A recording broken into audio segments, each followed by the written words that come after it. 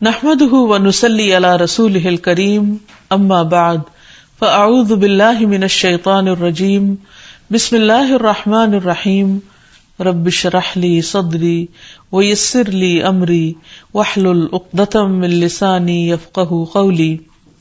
السلام علیکم ورحمۃ اللہ وبرکاتہ.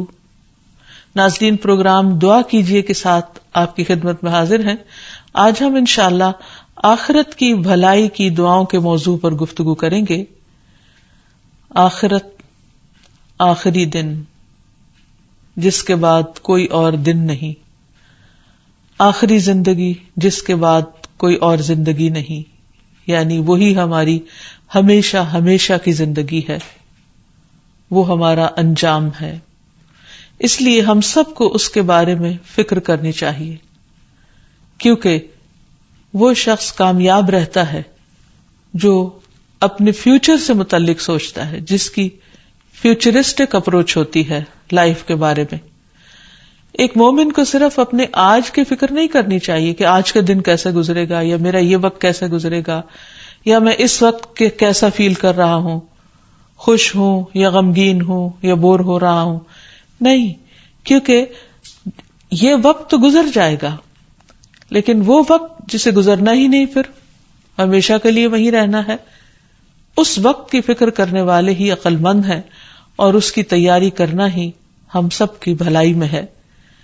تو اس لیے تیاری کے ساتھ ساتھ ہمیں دعائیں بھی کرنی چاہیے کہ اللہ سبحانہ و تعالی ہم سب کا انجام اچھا کرے اور ہمارا وہ آخری دن بہت بہترین ہو. اور دعاؤں میں اللہ سبحانہ و تعالی کی حمد و ثنا، اللہ تعالی کی تسبیح، اللہ سبحانہ و تعالی کا ذکر، نبی صلی اللہ علیہ وسلم پر درود شریف، یہ دعا کے آداب میں سے ہے. اس کے بارے میں انسان ہمیشہ کوشش کرے کہ وہ اپنی دعاؤں کا حصہ ان کو بنا لے. جہاں تک آخرت کا تعلق ہے تو آخرت ہمارے ایمان کا حصہ ہے. جو بھی شخص آخرت کو نہیں مانتا وہ مومن نہیں ہو سکتا. یعنی اگر کوئی شخص اللہ تعالیٰ کو مانتا ہو، رسول کو مانتا ہو، فرشتوں کو مانتا ہو، کتابوں کو مانتا ہو، تقدیر کو مانتا ہو، لیکن آخرت کو نہ مانتا تو وہ مومن نہیں. تو اس لیے آخرت ایسی چیزوں میں سے، ایسی اہم چیزوں میں سے ہے کہ جن پر ایمان لانا ضروری ہے. جبریل علیہ السلام نبی صلی اللہ علیہ وسلم کے پاس آئے اور کہا کہ مجھے ایمان کے بارے میں بتائیے. آپ صلی اللہ علیہ وسلم نے فرمایا کہ ایمان یہ ہے کہ تم اللہ پر، اس کے فرشتوں پر، اس کی کتابوں پر، اس کے رسولوں پر اور آخرت کے دن پر ایمان لاؤ، اور تقدیر کے اچھے اور برے ہونے پر بھی ایمان لاؤ. تو تب انسان کا ایمان مکمل ہوتا ہے. اور حقیقت یہ ہے کہ آخرت پر ایمان کے ذریعے لوگوں کی آزمائش کی جاتی ہے، کیونکہ ابلیس ہمیشہ انسان کو آخرت سے بے نیاز کرتا ہے اور آخرت کے بارے میں شکوک و شبہات ڈالتا ہے کہ یہ کیسے ہو سکتا ہے کہ زندگی ختم نہ ہو، اور یہ جنت کیسے ممکن ہے اور جہنم کیسی ہے. ان ساری چیزوں کے بارے میں ایسے سے وسوسے ڈالتا ہے کہ انسان بعض اوقات اس کے بارے میں سوچنا ہی بند کر دیتا ہے، کیونکہ وہ چیزیں غیب سے متعلق ہیں، انسان کی عقل ان کو نہیں سمجھ سکتی. یعنی کوئی بھی چیز جسے انسان نے دیکھا نہ ہو، جس تک اس کی رسائی نہ ہو، اس کو خود سے وہ ڈسکرائب نہیں کر سکتا، اس کو ایکسپلین بھی نہیں کر سکتا. اس کے لیے ہمیں وحی الہی کی طرف رجوع کرنا پڑتا ہے، اور پیغمبر علیہ السلام نے جو کچھ ہمیں بتایا ہے اس پر ایمان لانا پڑتا ہے، اور اسی میں ہم سب کی کامیابی ہے. کیونکہ آخرت پر ایمان لائے بغیر اعمال بھی قبول نہیں ہوتے. ایک مرتبہ حضرت عائشہ نے عرض کیا کہ اے اللہ کے رسول صلی اللہ علیہ وسلم، ابن جدعان زمانے جاہلیت میں بڑے اچھے اچھے خیر کے کام کیا کرتا تھا، مسکینوں کو کھانا کھلاتا، صلہ رحمی کرتا، تو کیا اسے کچھ فائدہ پہنچے گا؟ آپ نے فرمایا یہ کام اسے کوئی فائدہ نہیں دیں گے، کیونکہ اس نے کبھی یہ نہیں کہا رب اغفر لی خطیئتی یوم الدین، کہ اے میرے رب میری خطاؤں کو قیامت کے دن یوم الدین کو معاف کر دینا. یعنی اس کا آخرت پر کوئی یقین نہیں تھا، اس نے یہ سب کچھ آخرت کو سامنے رکھ کر نہیں کیا، صرف ایک اچھی نیچر تھی، وہ کرتا رہا. تو جب تک انسان آخرت کے لیے کام نہ کرے، آخرت کی تیاری نہ کرے، تو خود سے خود آخرت کی تیاری نہیں ہوتی. اور اس کے برعکس جو لوگ آخرت پر ایمان رکھتے ہوں ان کے لیے خوشخبری بھی ہے قرآن مجید میں آتا ہے طاسین تلک آیات القرآن وکتاب مبین ہدی وبشری للمؤمنین الذین یقیمون الصلاة ویؤتون الزکاة وهم بالآخرة هم یوقنون۔ طاسین یہ قرآن اور واضح کتاب کی آیات ہیں، مومنوں کے لیے ہدایت اور بشارت ہیں۔ کون سے مومن؟ جو نماز قائم کرتے ہیں، زکوٰۃ دیتے ہیں اور وہی آخرت پر یقین رکھتے ہیں۔ تو جو مومن آخرت پر یقین رکھتے ہوں ان کے لیے یہ قرآن خوشخبری لاتا ہے۔ حقیقت یہ ہے کہ آخرت وہی دراصل دار القرار ہے، ہمیشہ کا گھر، ہمیشہ کا ٹھکانہ۔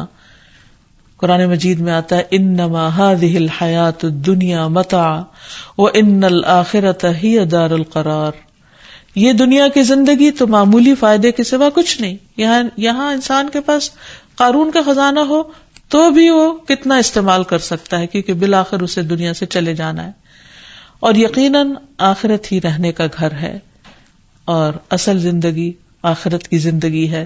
جیسے ایک اور جگہ پر فرمایا وَمَا هَذِهِ الْحَيَاةُ الدُّنْيَا إِلَّا لَهْوٌ وَلَعِبٌ وَإِنَّ الدَّارَ الْآخِرَةَ لَهِيَ الْحَيَوَانُ لَوْ كَانُوا يَعْلَمُونَ۔ اور دنیا کی یہ زندگی نہیں مگر ایک دل لگی اور کھیل، اور بے شک آخری گھر یقیناً وہی اصل زندگی ہے اگر وہ جانتے ہوتے۔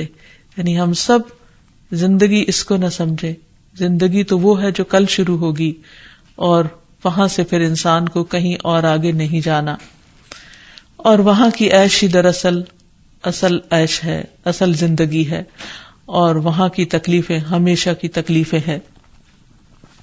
انس بن مالک کہتے ہیں آپ صلی اللہ علیہ وسلم نے فرمایا کہ انصار خندق کے دن خندق کھودتے ہوئے یہ شعر پڑھ رہے تھے نحن الذین بایعوا محمدا علی الجہاد ما حیینا ابدا۔ ہم وہ ہیں جنہوں نے محمد صلی اللہ علیہ وسلم سے جہاد پر بیعت کی ہے جب تک ہماری جان میں جان ہے۔ آپ نے جب یہ سنا تو اس کے جواب میں یوں فرمایا اللہم لا عیش الا عیش الآخرہ فاکرم الانصار والمہاجرہ۔ اے اللہ، آخرت کی زندگی کے سوا اور کوئی زندگی حقیقی نہیں، بس انصار اور مہاجرین پر اپنا فضل و کرم فرما۔ ایک اور روایت میں ہے اللہم ان الاجر اجر الآخرہ فرحم الانصار والمہاجرہ۔ بے شک اجر آخرت کا ہی اجر ہے، اے اللہ انصار اور مہاجرین پر رحم فرما۔ پھر ہمیں یہ بھی یاد رکھنا چاہیے کہ آخرت کے مقابلے میں دنیا کی زندگی بہت چھوٹی ہے۔ ایک انسان زیادہ سے زیادہ اس دنیا میں کتنا جی سکتا ہے؟ 100 سال، اور 100 سال بھی کیسی زندگی ہے، ارذل العمر۔ وہ جینا بدتر جینا ہوتا ہے، کیونکہ اس میں انسان زندگی کی کسی نعمت سے لطف اٹھانے کے قابل نہیں رہتا۔ پھر اس کے بعد قبر کی زندگی ہے، وہ ہزاروں سال پر محیط، اور پھر آخرت کی زندگی جو ہمیشہ ہمیشہ کے لیے۔ تب آپ سوچئے کہ اگر ان تینوں کا باہم مقابلہ کیا جائے، کمپیریزن کیا جائے، تو دنیا کی زندگی تو سمندر میں ڈراپ کے برابر بھی نہیں، اس کی کچھ بھی حقیقت نہیں۔ اس لیے انسان صرف اس دنیا کے لیے نہ جیے، صرف اس دنیا کے لیے ہی کام نہ کرے، صرف اس دنیا ہی کے عیش و عشرت کی خاطر نہ جیے، بلکہ ہمیشہ کی زندگی کو سامنے رکھ کر کام کرے۔ فرمایا قل متاع الدنیا قلیل والآخرۃ خیر لمن اتقی۔ کہہ دیجئے دنیا کا سامان بہت تھوڑا ہے اور آخرت اس کے لیے بہتر ہے جو تقوی اختیار کرے۔ وما الحیاۃ الدنیا الا لعب ولہو وللدار الآخرۃ خیر للذین یتقون افلا تعقلون۔ اور دنیا کی زندگی کھیل اور دل لگی کے سوا کچھ نہیں، اور یقیناً آخرت کا گھر ان لوگوں کے لیے بہتر ہے جو ڈرتے ہیں، تو کیا تم سمجھتے نہیں؟ حقیقت یہ ہے کہ دنیا کی زندگی آخرت کے مقابلے میں ایسی ہے جیسے کوئی سمندر کے کنارے بیٹھا ہوا شخص سمندر میں انگلی ڈبو کر باہر نکالے تو ایک انگلی کے ساتھ کتنا پانی لگ سکتا ہے۔ بس وہ پانی یہ دنیا ہے اور وہ سمندر آخرت ہے۔ اس لیے انسان کو اس سمندر کے لیے فکر کرنی چاہیے، اس کو بہتر بنانا چاہیے، اس کو ایم کرنا چاہیے، اس کو اپنی منزل بنانا چاہیے، نہ کہ انگلی کے ساتھ لگے ہوئے پانی کو جو بہت جلد خشک ہو کر اڑ جانے والا ہے۔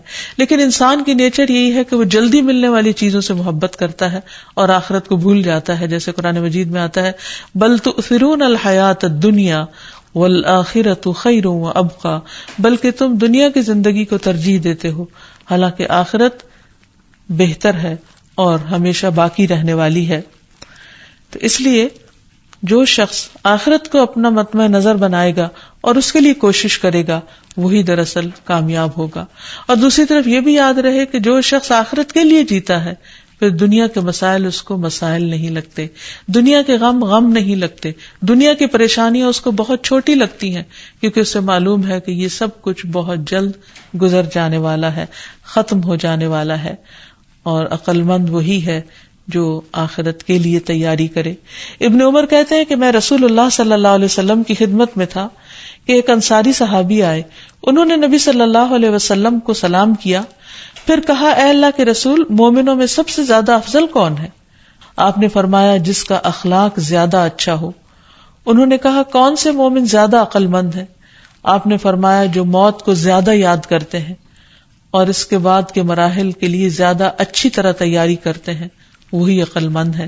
لیکن آج ہماری دنیا کی نگاہ میں، لوگوں کی نگاہ میں عقل مند کون ہے جو اپنی اس دنیا کو زیادہ سے زیادہ بنانا جانتا ہو اور آخرت کی فکر خواہ کرے یا نہ کرے؟ تو ہمیں آخرت کی تیاری کی فکر لگا لینی چاہیے، کیونکہ وہ دن دور نہیں۔ دنیا کا ایک ایک دن کرتے ہوئے وقت گزرتا چلا جا رہا ہے اور ہمارے پاس کوئی بھی طاقت ایسی نہیں کہ ہم اس وقت کو کنٹرول کر سکیں۔ اس لیے نبی صلی اللہ علیہ وسلم نے ایک مرتبہ ایک قبر جب کھودی جا رہی تھی تو اس کے کنارے کھڑے ہو کر لوگوں کو واعظ کرتے ہوئے فرمایا کہ اے بھائیو، اس جیسے دن کے لیے تیاری کر لو، یعنی یہ دن ہر ایک کی زندگی میں آنے والا ہے اور اس سے کوئی فرار ہے ہی نہیں، اس لیے اس کو سامنے رکھ کر جیو۔ اب یہ ہے کہ جو شخص آخرت کو نہیں مانتا تو اس کے لیے بہت سارے نقصان ہیں۔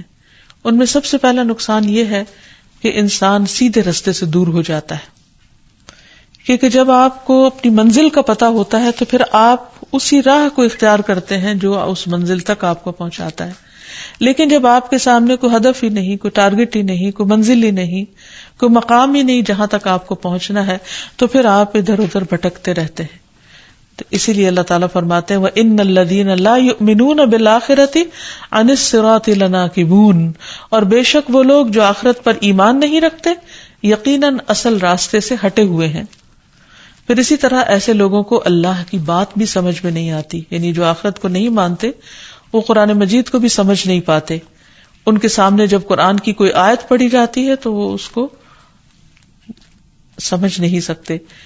قرآن مجید میں آتا ہے وَإِذَا قَرَأْتَ الْقُرْآنَ جَعَلْنَا بَيْنَكَ وَبَيْنَ الَّذِينَ لَا يُؤْمِنُونَ بِالْآخِرَةِ حِجَابًا مَسْتُورًا، اور جب آپ قرآن پڑھتے ہیں تو ہم آپ کے اور ان لوگوں کے درمیان ایک مخفی پردہ حائل کر دیتے ہیں جو آخرت پر ایمان نہیں رکھتے، یعنی انہیں پھر بات سمجھ ہی نہیں آتی۔ پھر ایسے لوگوں کے لیے عذاب اور گمراہی چسپاں ہو کر رہ جاتی ہے۔ اللہ تعالیٰ فرماتے ہیں بل الذین لا یؤمنون بالآخرۃ فی العذاب والضلال البعید، بلکہ جو لوگ آخرت پر ایمان نہیں رکھتے وہ عذاب اور بہت دور کی گمراہی میں مبتلا ہیں۔ ایسے لوگوں کے اعمال بھی ضائع ہو جاتے ہیں، یعنی دنیا میں رہ کر وہ جو چیریٹی کے کام کرتے ہیں یا لوگوں کی خدمت کرتے ہیں یا اور جو بھی اچھے اچھے کام کرتے ہیں اس کا کوئی اجر ان کو آخرت میں نہیں ملے گا۔ سورۃ الاعراف میں اللہ تعالیٰ فرماتے ہیں والذین کذبوا بآیاتنا ولقاء الآخرۃ حبطت اعمالهم هل یجزون الا ما كانوا یعملون، اور جن لوگوں نے ہماری آیات کو اور آخرت کی ملاقات کو جھٹلا دیا ان کے سب اعمال ضائع ہو گئے، وہ اسی کا بدلہ دیے جائیں گے جو وہ کیا کرتے تھے، یعنی جو ان کے ذہن میں تھا، جس مقصد کے لیے وہ کام کرتے تھے دنیا کے عارضی مقاصد کے لیے، اس کی تعریف انہیں مل جائے گی، اس کا وقتی طور پر ان کو فائدہ یا بدلہ حاصل ہو جائے گا، لیکن قیامت کے دن وہ بڑے خسارے میں ہوں گے۔ اللہ تعالیٰ فرماتے ہیں ان الذین لا یؤمنون بالآخرۃ زینا لهم اعمالهم فهم يعمهون اولئك الذين لهم سوء العذاب وهم في الآخرة هم الاخسرون. بے شک وہ لوگ جو آخرت پر ایمان نہیں رکھتے، ہم نے ان کے لیے ان کے اعمال مزین کر دیے ہیں، پس وہ حیران پھرتے ہیں. یہی وہ لوگ ہیں جن کے لیے برا عذاب ہے، اور وہ آخرت میں وہی سب سے زیادہ خسارے والے ہیں. تو اس لیے ہم سب کے لیے ضروری ہے کہ ہم نہ صرف یہ کہ آخرت پر ایمان رکھیں بلکہ آخرت کی تیاری بھی کریں. اور آخرت کی تیاری کے لیے یہی زندگی ہے جس میں ہمیں دنیا بھی کمانی ہے اور آخرت بھی کمانی ہے. دنیا اتنی کمائی جائے جو دنیا کی ضرورت ہے، اور آخرت کے لیے اتنی محنت کی جائے جتنی بڑی آخرت ہے. اسی لیے ہم دیکھتے ہیں کہ نبی صلی اللہ علیہ وسلم نے حضرت ابن عمر کے کندھے کو پکڑ کے فرمایا، تم دنیا میں ایسے رہو جیسے کہ تم اجنبی ہو یا کسی راہ کو عبور کرنے والے ہو، اور خود کو قبر والوں میں شمار کرو. مجاہد کہتے ہیں کہ پھر ابن عمر نے مجھ سے فرمایا، اگر صبح ہو جائے تو شام کا انتظار نہ کرو، اور اگر شام ہو جائے تو صبح کا انتظار نہ کرو. بیماری آنے سے پہلے صحت سے اور موت آنے سے پہلے زندگی سے فائدہ حاصل کر لو، کیونکہ اے عبداللہ تمہیں نہیں معلوم کل تمہارا نام کیا ہوگا، یعنی مردوں میں ہوگا یا زندوں میں ہوگا. تو انسان اپنی آخرت کی فکر کرتا رہے اور اپنے مال اسباب کو آخرت کمانے میں لگا دے. جیسے قرآن مجید میں آتا ہے وَابْتَغِ فِي مَا آتَاكَ اللَّهُ الدَّارَ الْآخِرَةَ، اور جو کچھ اللہ نے تجھے دیا ہے اس میں آخرت کا گھر تلاش کرو. یعنی جو نعمتیں ملی ہیں جسم و جان کی، مال اسباب اور اولاد کی، یہ سب کچھ صرف دنیا کی زندگی اور دنیا کے فائدے حاصل کرنے میں مت کھپا دو، بلکہ اس سے اپنے آخرت کے گھر کو بھی بہترین بناؤ. نبی صلی اللہ علیہ وسلم نے فرمایا، تم میں کون ہے جسے اپنے مال سے زیادہ اپنے وارث کا مال پیارا ہو؟ صحابہ نے عرض کیا، یا رسول اللہ صلی اللہ علیہ وسلم، ہم میں کوئی ایسا نہیں جسے اپنا مال زیادہ پیارا نہ ہو. آپ نے فرمایا، بس اس کا مال وہ ہے جو اس نے موت سے پہلے اللہ کے راستے میں خرچ کیا، اور اس کے وارث کا مال وہ ہے جو وہ چھوڑ کر مرا. یعنی جو پیچھے رہ جاتا ہے وہ وارثوں کا ہو جاتا ہے، اور جو انسان اپنے ہاتھ سے خرچ کر دیتا ہے وہ اس کے اپنے لیے آخرت میں جمع ہو جاتا ہے. اسی لیے آپ صلی اللہ علیہ وسلم صدقے کی بہت تلقین کیا کرتے تھے. حضرت زینب کہتی ہیں کہ ایک دن نبی صلی اللہ علیہ وسلم نے ہمیں خطبہ دیتے ہوئے فرمایا کہ اے گروہ خواتین، صدقہ کیا کرو اگرچہ اپنے زیور سے ہی کیوں نہ ہو. یعنی اگر ایک عورت خود کماتی نہیں تو جو بھی اس کے ایسٹس ہیں یا جو بھی اس کے پاس چیز ہے وہ اسے اللہ کی راہ میں دے تاکہ اپنی آخرت کو بہتر بنا سکے. پھر اسی طرح انسان آزمائشوں پر صبر کرے. دنیا کی زندگی ایک امتحان ہے، یہاں انسان کو تنگی تکلیف سے واسطہ پڑتا ہی رہتا ہے، کبھی جان میں، کبھی مال میں، کبھی اولاد میں. تو ایسی صورت میں انسان کو پھر صبر کرنے کی ضرورت ہے، اور یہ صبر اس کا آخرت میں باعث اجر ہوگا. اور وہاں جب انسان کو اس کا اجر ملے گا تو انسان کہے گا کاش دنیا میں میری کوئی دعا سنی نہ جاتی اور مجھے بھی ان لوگوں کی طرح مصیبتیں آتی جنہیں آج صبر کرنے پر بہترین اجر مل رہا ہے. پھر اسی طرح یہ ہے کہ دنیا میں انسان تکبر سے بچے، اور پھر موت اور اس کے بعد کی زندگی کا خوف رکھتے ہوئے اپنی عاجزی کو ہمیشہ یاد رکھے. پھر اسی طرح یہ ہے کہ آخرت کی یاد کے لیے قبروں کی زیارت کرتا رہے. رسول اللہ صلی اللہ علیہ وسلم نے فرمایا، میں نے تمہیں قبروں کی زیارت سے منع کیا تھا، یعنی ابتدا میں. اب میرے اوپر یہ ظاہر ہوا ہے کہ اس سے دل نرم ہوتے ہیں، آنکھیں آنسو بہاتی ہیں اور آخرت کی یاد تازہ ہوتی ہے، اس لیے ان کی زیارت کے لیے جایا کرو. تو جو انسان آخرت کی فکر کرتا ہے اور اس کی تیاری کرتا ہے وہ اپنے ہی فائدے کے لیے کرتا ہے، اور اس کے ساتھ ساتھ تیاری کے ساتھ ساتھ انسان کو دعا بھی مانگنی چاہیے، اور اس میں دنیا اور آخرت دونوں کی بھلائیاں ساتھ ساتھ مانگنی چاہیے، جیسے کہ نبی صلی اللہ علیہ وسلم نے بھی ہمیں سکھایا. اور خود قرآن مجید میں بھی دعا آتی ہے، ربنا آتنا فی الدنیا حسنۃ وفی الآخرۃ حسنۃ وقنا عذاب النار، کہ اے اللہ ہمیں دنیا میں بھی بھلائی عطا فرما اور آخرت میں بھی بھلائی عطا فرما اور آگ کے عذاب سے بچا. پھر اسی طرح میدان حشر کو ذہن میں رکھتے ہوئے دعا کرنا، ربنا لا تزغ قلوبنا بعد اذ ہدیتنا وہب لنا من لدنک رحمہ انک انت الوہاب، ربنا انک جامع الناس لیوم لا ریب فیہ ان اللہ لا یخلف المیعاد. اے ہمارے رب، ہمارے دل ٹیڑھے نہ کر اس کے بعد کہ تو نے ہمیں ہدایت دی، اور ہمیں اپنے پاس سے رحمت عطا فرما، بے شک تو بے حد عطا کرنے والا ہے۔ اے ہمارے رب، بے شک تو سب لوگوں کو اس دن کے لیے جمع کرنے والا ہے جس میں کوئی شک نہیں، بے شک اللہ وعدے کی خلاف ورزی نہیں کرتا۔ پھر اس دن کی رسوائی سے بچنے کے لیے دعا کرنی چاہیے۔ حضرت ابراہیم علیہ السلام نے دعا مانگی تھی، وَلَا تُخْزِنِي يَوْمَ يُبْعَثُونَ، کہ اے اللہ مجھے اس دن رسوا نہ کرنا، شرمندہ نہ کرنا جب لوگ حساب کے لیے جمع کیے جائیں گے۔ ایک اور دعا میں آتا ہے، ربنا وآتنا ما وعدتنا علی رسلک ولا تخزنا یوم القیامہ انک لا تخلف المیعاد۔ اے ہمارے رب، ہمیں عطا فرما جس کا وعدہ تو نے ہم سے اپنے رسولوں کی زبانی کیا، اور ہمیں قیامت کے دن رسوا نہ کرنا، بے شک تو وعدے کی خلاف ورزی نہیں کرتا۔ انسان دنیا کی رسوائی سے بھی کس قدر گھبراتا ہے، اور قیامت کے دن تو ساری مخلوق جمع ہوگی، اور اس وقت اگر انسان کے عیب اور چھپی ہوئی باتیں سامنے آئیں تو انسان بھاگ کر کہاں جا سکتا ہے۔ اور پھر اسی طرح آخرت کی بھلائی جمع کرنے کے کلمات بھی ہمیں سکھائے گئے۔ رسول اللہ صلی اللہ علیہ وسلم کے پاس جب کوئی شخص اسلام قبول کرنے کے لیے آتا تو آپ اس کو یہ دعا سکھاتے، اللہم اغفر لی وارحمنی وارزقنی، اے اللہ مجھے بخش دے اور مجھ پہ رحم فرما اور مجھے رزق عطا فرما۔ پھر اسی طرح آخرت میں عافیت پانے کی دعا ہے، اللہم انی اسألک فی الدنیا والآخرہ، اللہ دنیا اور آخرت میں تو ہمیں عافیت میں رکھ۔ پھر اللہم انی اعوذ بک من ضیق الدنیا و ضیق یوم القیامہ، اے اللہ میں تیری پناہ مانگتا ہوں دنیا کی تنگی سے اور قیامت کے دن کی تنگی سے۔ پھر اسی طرح صبح و شام کی دعاؤں میں بھی انسان اپنے آخرت کی طرف لوٹنے کی دعا کرتا ہے اور اس کی بہتری کی، اللہم بک اصبحنا و بک امسینا و بک نحیا و بک نموت و الیک النشور، اے اللہ ہم نے تیرے نام کے ساتھ صبح کی، تیرے نام کے ساتھ شام کی، تیرے نام کے ساتھ ہم جیتے ہیں، تیرے نام کے ساتھ ہم مرتے ہیں، اور تیرے ہی پاس ہمیں واپس پلٹ کر جانا ہے۔ اسی طرح رات کو سوتے وقت اور جاگتے وقت انسان اپنی آخرت کو یاد رکھے۔ حضرت حذیفہ کہتے ہیں کہ نبی صلی اللہ علیہ وسلم جب رات میں بستر پر لیٹتے تو اپنا ہاتھ اپنے رخسار کے نیچے رکھتے اور یہ کہتے، اللہم بسمک اموت و احیا، اے اللہ تیرے نام کے ساتھ میں مرتا ہوں اور میں جیتا ہوں۔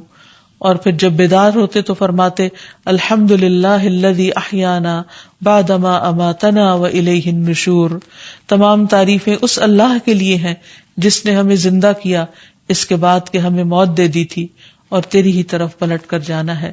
تو اللہ تعالیٰ سے دعا ہے کہ وہ ہمیں آخرت کے عذاب سے محفوظ رکھے اور ہمیں آخرت کی ایسی فکر دے کہ جس سے ہمارے دنیا اور آخرت دونوں کے کام سنور جائیں۔